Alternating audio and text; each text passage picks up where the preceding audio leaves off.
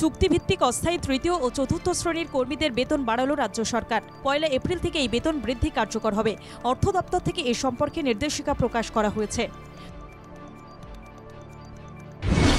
শনিবার সাত সকালে টিটাগড়ে শুট আউট। এক ব্যক্তিকে লক্ষ্য করে গুলি চালায় দুষ্কৃতীরা। টিটাগড়ের আলী হায়দার রোডের ঘটনা। ইতিমধ্যেই শুট আউটের ঘটনায় এক ব্যক্তিকে গ্রেপ্তার করে পুলিশ।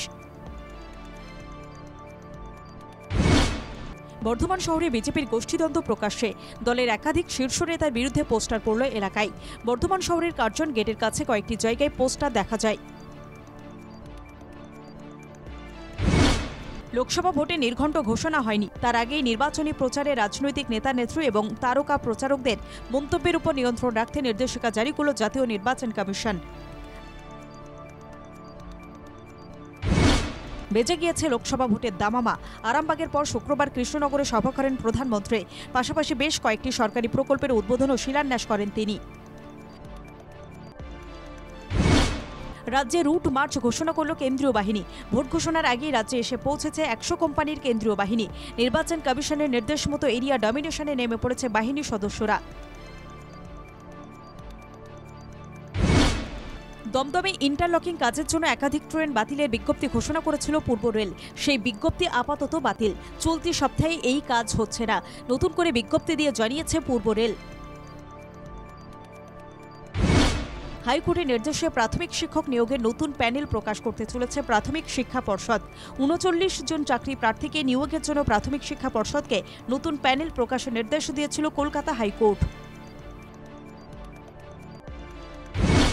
মেট্রো যাত্রীদের জন্য সুখবর।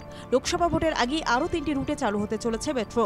উদ্বোধন করবেন দেশের প্রধানমন্ত্রী নরেন্দ্র মোদী। বারাসাতের সভা থেকে ভার্চুয়ালি উদ্বোধন করবেন প্রধানমন্ত্রী। কলকাতা হাওড়া ও হুগলি লাগোয়া গঙ্গাপাড়ে সৌন্দর্যনে একাধিক পদক্ষেপ প্রশাসনের। হুগলি নদীর উন্নয়ন প্রকল্পে প্রায় 1000 কোটি টাকা ব্যয়ে সাজতে চলেছে গঙ্গার পার্কগুলি। গড়ে তোলা হবে একাধিক পার্ক। সিলিন্ডার বিস্ফোরণ নয়, বেঙ্গালুরু রামেশ্বরম ক্যাফেতে হয়েছিল আইইডি বিস্ফোরণ। সিসিটিভি ফুটেজে চিহ্নিত হয় অভিযুক্ত, আটক করা হয়েছে তাঁকে, চলছে জিজ্ঞাসাবাদ। সংসদের উচ্চকক্ষ রাজ্যসভার সাংসদদের 33% বিরুদ্ধে রয়েছে ফৌজদারি মোকদ্দমা।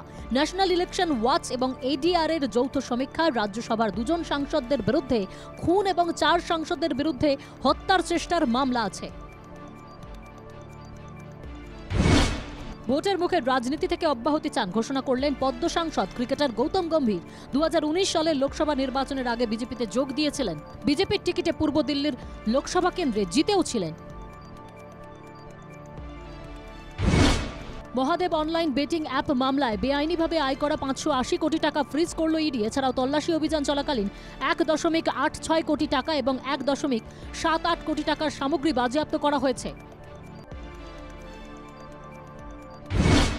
লোকসভা নির্বাচনে বিজেপির টিকিট মেলার আশ্বাস পেলে কংগ্রেস ছাড়বেন তিনি। সংবাদ মাধ্যমের সামনে ঘোষণা করলেন বিহারের কংগ্রেস বিধায়ক নিতু সিং।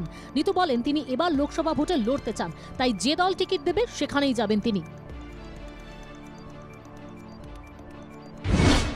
কংগ্রেসের এক্স পোস্টের একটি ভিডিওতে সম্মানহানি কেন্দ্রীয় মন্ত্রী নীতিন গডকরির। খার্গে জয়রামের ক্ষমা প্রার্থনা চেয়ে গডকরির আইনি নোটিশে অভিযোগ ভিডিও ক্লিপটিতে কথোপকথনের প্রসঙ্গ ও অর্থ বিকৃত করা হয়েছে।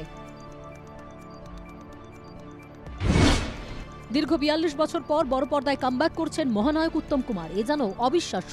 চলতি মাসেই মুক্তি পাবে পরিচালক সৃজিত মুখোপাধ্যায়ের মোস্ট এক্সপেরিমেন্টাল ছবি অতি উত্তম। 1 মার্চ মুক্তি পেল সেই ছবির ট্রেলার। শশাঙ্ক চতুর্বেদীর আসন্ন থ্রিলার দোপাত্তি দিয়ে কাজল ও কৃতি সেনন একে অপরের মুখোমুখি হতে চলেছেন। একটি জনপ্রিয় ওটিটি প্ল্যাটফর্মে সম্প্রতি টিজার রিলিজ করে ছবির ঘোষণা করা হয়। টি-20 বিশ্বকাপের জন্য সব দলকে 1 মের মধ্যে 15 সদস্যের স্কোয়াড ঘোষণা করতে হবে। 25 মের মধ্যে স্কোয়াডে পরিবর্তন করার সময়সীমা দেবে আইসিসি। আর ঠিক মাস 4 অপেক্ষা, তারপরে শুরু হবে the greatest show on earth বা অলিম্পিকের উদ্বোধন হবে একেবারে অন্যরকম ভাবে। এবারের গেমস ভিলেজগুলো নতুনভাবে নির্মিত হতে চলেছে বলে জানিয়েছেন আয়োজকরা।